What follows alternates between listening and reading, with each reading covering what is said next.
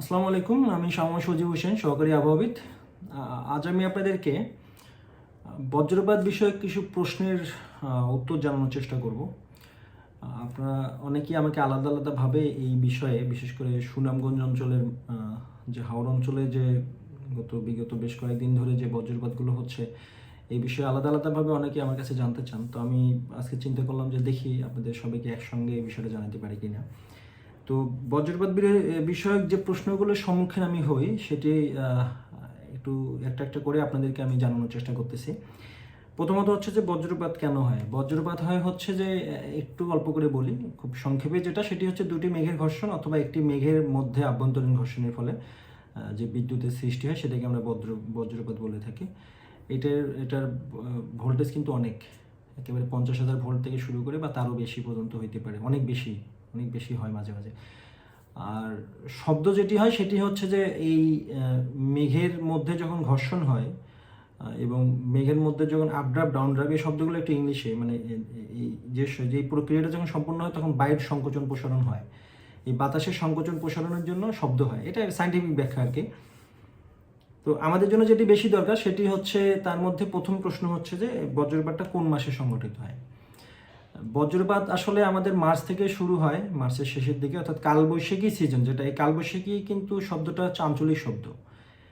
এই শব্দটা এখন প্রায় আমাদের, অবশ্যই এটা আমাদের স্বীকৃত শব্দ, কিন্তু আমরা আবহাওয়া অধিদপ্তরের ভাষায় এটাকে বলে থাকি বজ্রমেঘ। তো এই কালবৈশাখী সিজনটা শুরু হয় কিন্তু আমাদের মার্চ এপ্রিল মে মাসে। তো আমরা মার্চে যে বজ্রপাত দেখি তার চেয়ে বেশি এপ্রিলে, তার চেয়ে বেশি মেতে। তো এখন কিন্তু আমরা জুন জুলাইয়েও কিন্তু বজ্রপাত পেয়ে যাচ্ছি। গত বছর আমি সিলেটে প্রায় জুলাই মাসেও বজ্রপাত আমরা দেখেছি এখানে। তো আমাদের উপর মূল ইফেক্টটা পড়তেছে কিন্তু এপ্রিল আর মে মাসে। এর কারণটা হচ্ছে কি, এই সময় কৃষক ধান কাটার জন্য মাঠে থাকতেছে।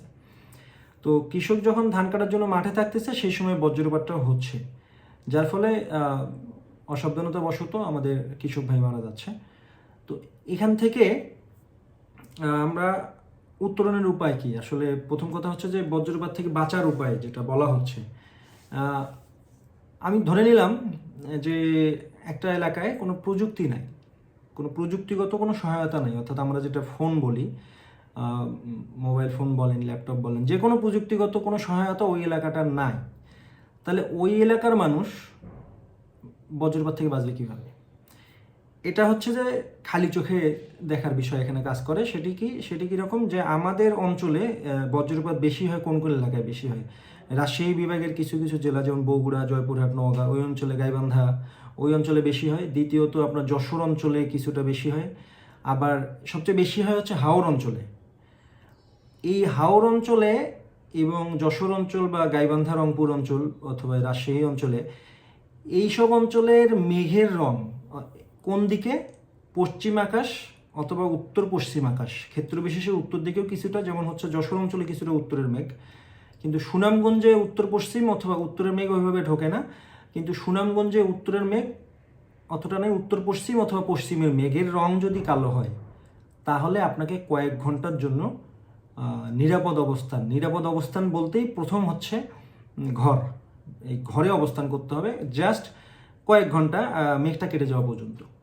এই মেঘটা কেটে গেলেই, কালবৈশাখী মেঘ কিন্তু কয়েক ঘন্টার বেশি থাকে না, এই মেঘটা কেটে গেলেই আপনি আবারও মাঠে নামতে পারবেন, জমিতে নামতে পারবেন এবং আপনি আপনার কাজ করতে পারবেন। এই যা হচ্ছে প্রযুক্তি ছাড়া, এবং এটাই শতবর্ষব্যাপী এটাই হয়ে আসছে। হ্যাঁ, আপনারা কি করবেন? পশ্চিম আকাশে অথবা উত্তর পশ্চিম আকাশে মেঘের রং কালো দেখলে নিরাপদ আশ্রয়ে চলে যাবেন। এটা অবশ্যই ঘর অথবা ছাউনি। এখন হ্যাঁ, আপনি প্রশ্ন করতে পারেন যে হাওর অঞ্চল তো অনেক বড়, এখানে ছাউনির ব্যাপারটা কেমন হইতে পারে? দেখেন, এখানে সব কিছুরই একটা সমাধান আছে। এখানে আপনি বিকল্প ব্যবস্থা বলতে অস্থায়ী একটা ছাউনির মতো তৈরি করতে হবে, যেটাতে আপনারা ওই যে সময়টা ধান কাটবেন সেই সময়টা অবস্থান করবেন। এরকম একটা পর্যায়ে ওই যে মানুষ যারা ওখানে, আপনারা যারা বসবাস করতেছেন, তারা সম্মিলিতভাবে এই জিনিসটা তৈরি করতে পারেন, যে আমরা প্রথম যে জমিটাতে ধান পাকা হলো সেই জমিটার ধানটা কাটা হলো, ওই জমিটাতে একটা অস্থায়ী ছাউনি আপনারা তৈরি করলেন, যে আমরা আশেপাশে জমিতে ধান কাটার সময় যদি দেখি যে বজ্রপাতের মেঘ বা কালবৈশাখী মেঘ চলে আসছে, আমরা যেন ওই ঘরটার মধ্যে আশ্রয় নিতে পারি। হ্যাঁ, এইটা হচ্ছে প্রযুক্তি ছাড়া সহায়তা। মানে প্রযুক্তি ছাড়া বজ্রপাত থেকে বাঁচার উপায়। দ্বিতীয়ত হচ্ছে, ধরেন আপনার কাছে একটা বাটন ফোন আছে, হ্যাঁ, যে আমার কাছে স্মার্টফোনও নাই, একটা বাটন ফোন আছে। আপনারা করবেন কি, এপ্রিল মে মাসে যখন ধান কাটতে লাগবেন, এটা বেশি দিন তো না, খুব বেশি হলো 30 দিনের একটা ডিউরেশন, শুরু এবং শেষ। এই কয়েকটা দিন আপনারা আবহাওয়া অধিদপ্তরের সঙ্গে যোগাযোগ রক্ষা করে চলবেন। কীরকম, আপনারা সকালবেলা যখন ধান কাটতে লাগবেন, যে আপনারা মনে করলেন আজকে আমরা ধান কাটবো, আপনারা আবহাওয়া অধিদপ্তরের সঙ্গে একটু যোগাযোগ করেন যে আপনারা কোন অঞ্চলে ধান কাটতে যাচ্ছেন। আবহাওয়া অধিদপ্তরে যারা কর্মরত আছে তারা কিন্তু বজ্রবাগের অবস্থান রাডার ইমেজের মাধ্যমে দেখতে পারে। তো তারা কিন্তু আপনাদেরকে বলে দিতে পারবে এই অঞ্চলে এখন মেঘ নাই, এই অঞ্চলে আছে, অথবা আপনি যে এলাকা থেকে ফোন দিলেন সেই এলাকায় যদি মেঘের অবস্থান না থাকে তারা আপনাকে সহায়তা করবে। তারা সার্বক্ষণিক সেবায় নিয়োজিত 24 ঘন্টা। তারা আপনাকে বলে দেবে, আমাদের অফিসাররা আপনাদেরকে বলে দেবে যে আপনি এই অঞ্চলে ধান এখন কাটতে পারেন অথবা কিছুক্ষণ অপেক্ষা করতে পারেন। তা আপনার কাছে যদি একটা বাটন ফোনও থাকে, আপনি আবহাওয়া অধিদপ্তরের সঙ্গে যোগাযোগ করে জমিতে নামতে পারেন। আর দ্বিতীয়ত হচ্ছে, যারা কিনা একটু স্মার্ট ইয়াং যারা আছেন অথবা যারা প্রযুক্তি বোঝেন, তারা আমাদের রাডার ইমেজটা খেয়াল করবেন। রাডার ইমেজের অনেক বেশি ওপেন সোর্স আজকাল অ্যাভেলেবেল অনলাইনে। আপনারা আবহাওয়া অধিদপ্তরের রাডার ইমেজ দেখতে পারেন, আপনারা বাংলাদেশ বিমান বাহিনীর রাডার ইমেজ দেখতে পারেন। তাছাড়া আজকাল অনেক ধরনের ওয়েবসাইট আছে যেগুলো ECMWF এর ডাটা অথবা রাডার ইমেজের ডাটা সম্মিলিতভাবে প্রকাশ করে, তাদের ইমেজটা দেখতে পারেন। হ্যাঁ, এই হচ্ছে আসলে বজ্রপাত থেকে মোটামুটি একটা আলোচনা সংক্ষিপ্ত আকারে। আর কিছু আমি প্রশ্ন পাচ্ছি, সেটা হচ্ছে যে তাল গাছ বা উঁচু গাছ অথবা বজ্রপাত নিরোধক দণ্ড, তিনটা বিষয়ে। দেখেন, আমি ধরে নিলাম তাল গাছ একটা সাময়িক সময়ের জন্য আপনি নিরাপদ আশ্রয় মনে করলেন, কিন্তু বজ্রপাত যদি কোনো তাল গাছের উপর পড়ে আঘাত হয়, যেটা আমরা বজ্রপাত দ্বারা কোনো তাল গাছ যদি আঘাতপ্রাপ্ত হয়, তাহলে কিন্তু ওই তাল গাছটা পুড়ে যাবে। তো ওই তাল গাছটা যদি পুড়ে যায়, তাহলে ওর নিচে যারা অবস্থান করবে তারাও তো ক্ষতিগ্রস্ত হবে। আবার উঁচু গাছ, হ্যাঁ, উঁচু স্থাপনা বা উঁচু গাছের বিষয়টা যেটা হয় যে তারা প্রথমে আঘাতপ্রাপ্ত হয়, যেহেতু উঁচুতে আছে, তারপরে একটু নিচে যারা থাকে তারা আঘাতপ্রাপ্ত হয়।